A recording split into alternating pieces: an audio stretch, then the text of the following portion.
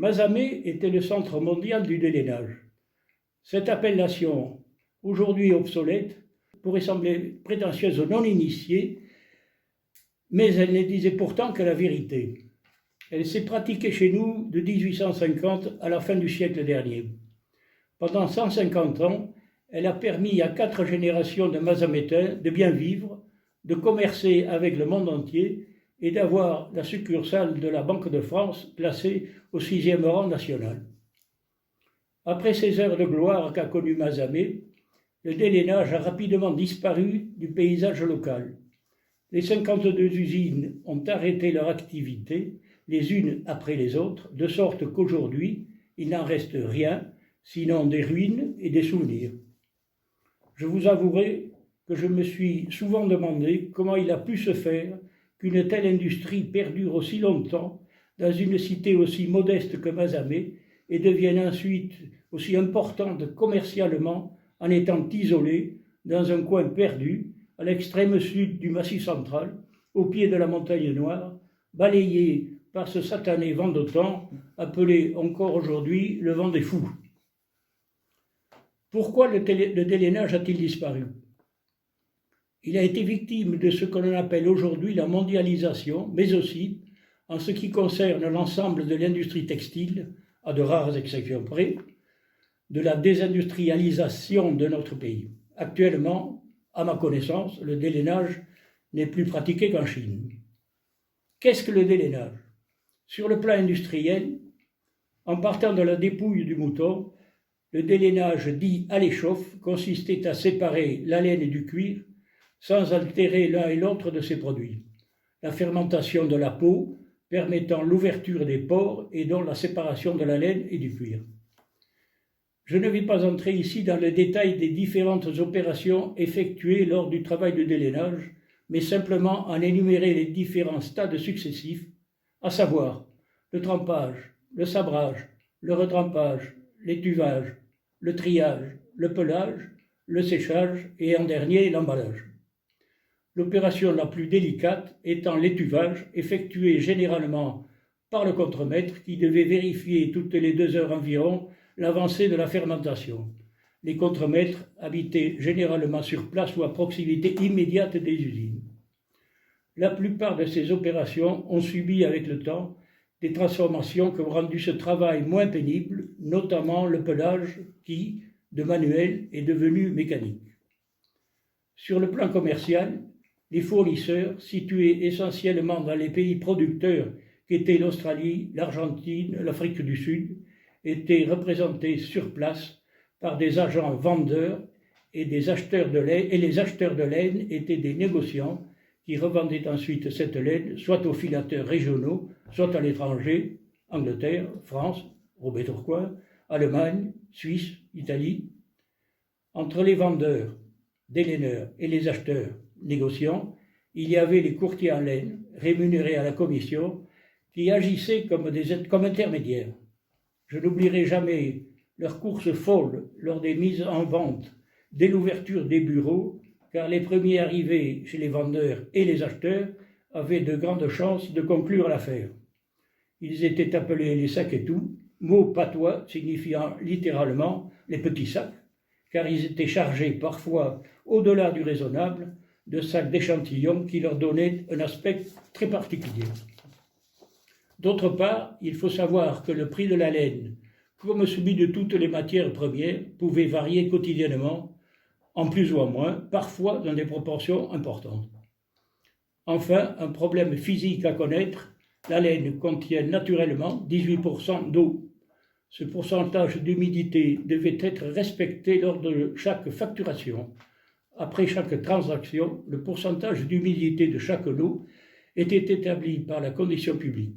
Quant aux peaux, une fois séchées et classées en plusieurs qualités, premier choix, deuxième choix, etc., elles étaient vendues à la mégisserie locale ou brouilletoise par l'intermédiaire de courtiers en cuir.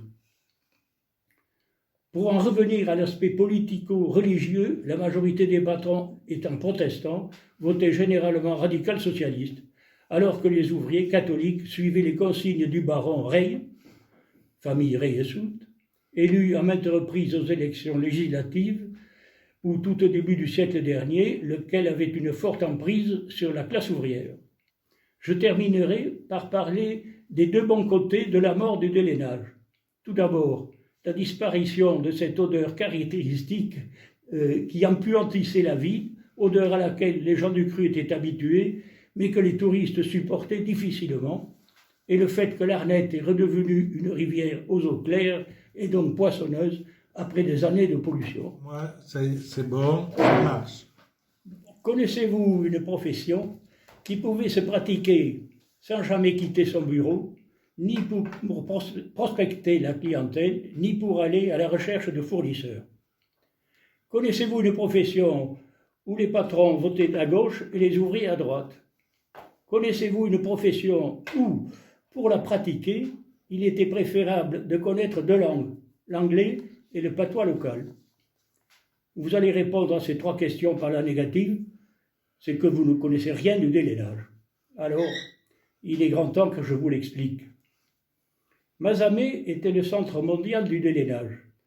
Cette appellation, aujourd'hui obsolète, pourrait sembler prétentieuse aux non-initiés, mais elle ne disait pourtant que la vérité. Elle s'est pratiquée chez nous de 1850 à la fin du siècle dernier. Pendant 150 ans, elle a permis à 4 générations de Mazamétains de bien vivre, de commercer avec le monde entier et d'avoir la succursale de la Banque de France classée au 6e rang national. Après ces heures de gloire qu'a connu Mazamet, le délainage a rapidement disparu du paysage local. Les 52 usines ont arrêté leur activité, les unes après les autres, de sorte qu'aujourd'hui, il n'en reste rien, sinon des ruines et des souvenirs. Je vous avouerai que je me suis souvent demandé comment il a pu se faire qu'une telle industrie perdure aussi longtemps dans une cité aussi modeste que Mazamet et devienne ensuite aussi importante commercialement en étant isolée dans un coin perdu à l'extrême sud du Massif central, au pied de la montagne Noire, balayée par ce satané vent d'automne appelé encore aujourd'hui le vent des fous. Pourquoi parler du délainage aujourd'hui? Pour deux raisons essentielles. La première, déjà évoquée, est qu'il a nourri Mazamet pendant 150 ans. La deuxième, ça c'est personnel, parce que l'ancêtre des Ribes, à savoir Édouard Ier, on l'appelait premier parce qu'il y avait 3 Ribes dans la famille, après avoir vécu des années de galère dans sa jeunesse, a pratiqué ce métier le restant de sa vie en débutant simple ouvrier délaineur pour la terminer patron d'une entreprise qui a compté une centaine d'ouvriers.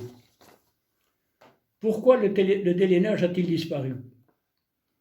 Il a été victime de ce que l'on appelle aujourd'hui la mondialisation, mais aussi, en ce qui concerne l'ensemble de l'industrie textile, à de rares exceptions près, de la désindustrialisation de notre pays. Actuellement, à ma connaissance, le délainage n'est plus pratiqué qu'en Chine. Qu'est-ce que le délainage? Sur le plan industriel, en partant de la dépouille du mouton, le délainage dit à l'échauffe consistait à séparer la laine du cuir sans altérer l'un et l'autre de ces produits. La fermentation de la peau permettant l'ouverture des pores et donc la séparation de la laine et du cuir. Je ne vais pas entrer ici dans le détail des différentes opérations effectuées lors du travail de délainage, mais simplement en énumérer les différents stades successifs, à savoir le trempage, le sabrage, le retrempage, l'étuvage, le triage, le pelage, le séchage et en dernier l'emballage. L'opération la plus délicate étant l'étuvage, effectué généralement par le contremaître qui devait vérifier toutes les 2 heures environ l'avancée de la fermentation. Les contremaîtres habitaient généralement sur place ou à proximité immédiate des usines. La plupart de ces opérations ont subi avec le temps des transformations qui ont rendu ce travail moins pénible, notamment le pelage qui, de manuel, est devenu mécanique. Sur le plan commercial, les fournisseurs, situés essentiellement dans les pays producteurs qu'étaient l'Australie, l'Argentine, l'Afrique du Sud, étaient représentés sur place par des agents vendeurs et des acheteurs de laine, et les acheteurs de laine étaient des négociants qui revendaient ensuite cette laine soit aux filateurs régionaux, soit à l'étranger, Angleterre, France, Robert Tourcoing, Allemagne, Suisse, Italie. Entre les vendeurs, délaineurs et les acheteurs, négociants, il y avait les courtiers en laine, rémunérés à la commission, qui agissaient comme intermédiaires. Je n'oublierai jamais leurs courses folles lors des mises en vente, dès l'ouverture des bureaux, car les premiers arrivés chez les vendeurs et les acheteurs avaient de grandes chances de conclure l'affaire. Ils étaient appelés les sacs et tout, mot patois signifiant littéralement les petits sacs, car ils étaient chargés parfois, au-delà du raisonnable, de sacs d'échantillons qui leur donnaient un aspect très particulier. D'autre part, il faut savoir que le prix de la laine, comme celui de toutes les matières premières, pouvait varier quotidiennement, en plus ou en moins, parfois dans des proportions importantes. Enfin, un problème physique à connaître, la laine contient naturellement 18% d'eau. Ce pourcentage d'humidité devait être respecté lors de chaque facturation. Après chaque transaction, le pourcentage d'humidité de chaque lot était établi par la condition publique. Quant aux peaux, une fois séchées et classées en plusieurs qualités, premier choix, deuxième choix, etc., elles étaient vendues à la mégisserie locale ou grouillettoise par l'intermédiaire de courtiers en cuir. Pour en revenir à l'aspect politico-religieux, la majorité des patrons étant protestants, votaient généralement radical-socialiste, alors que les ouvriers catholiques suivaient les consignes du baron Rey, famille Rey et Soult, élu à maintes reprises aux élections législatives, ou tout au début du siècle dernier, lequel avait une forte emprise sur la classe ouvrière. Mais alors, quid du vote d'Édouard Ier, mon grand-père, qui d'ouvrier était devenu patron? Il ne m'en a jamais entretenu. Je terminerai par parler des deux bons côtés de la mort du délainage. Tout d'abord, la disparition de cette odeur caractéristique qui empuantissait la vie, odeur à laquelle les gens du cru étaient habitués, mais que les touristes supportaient difficilement, et le fait que l'Arnette est redevenue une rivière aux eaux claires et donc poissonneuse après des années de pollution. Voilà. Très bien. Bravo, merci beaucoup. Ah oui. C'est très intéressant. Oui, oui, super. Si c'est bien dit, pas bien dit. Eh bien, vous allez, on va... Voilà, ça tourne. Bon, les rapports entre les patrons et les ouvriers se passaient généralement très bien. On s'appelait par les prénoms, dans un sens comme dans l'autre. Et je n'ai jamais eu d'histoire, sauf en mai 68, comme je le disais tout à l'heure. Mais bon, sans entrer dans les détails, ça s'est relativement bien passé. Et que dire d'autre? Il m'est arrivé quand même, à un moment donné, je vais tout vous dire, de licencier 2 délégués CGT qui ont dépassé les limites quand même. Et donc je les ai licenciés et on s'est retrouvés au prud'homme. Aux pompiers, là, les prud'hommes étaient aux pompiers à l'époque, et au bout d'un moment, la séance a été interrompue, et comme il faisait très chaud, on est sorti dans la cour discuter, et vous n'allez pas croire ce que je vais vous dire, mais l'avocat de la CGT, que je ne connaissais pas, à un moment donné, me passe discrètement dans le dos et me dit « J'espère que vous allez gagner ». Alors, je n'ai pas vraiment gagné, mais je n'ai pas perdu non plus. Et ça s'est terminé comme ça. Une autre anecdote, j'avais derrière le compresseur le père de, comme on appelle ça aujourd'hui, un suffragant. Il lisait la Bible derrière le compresseur. Bon, je ne suis pas intervenu, je l'ai laissé faire. Voilà. Comment il s'appelait? Il avait fait les obsèques de mon frère. Mais si, vous le connaissez. Freddy Dombre. Moi aussi, je le connais. Freddy Dombre. Non.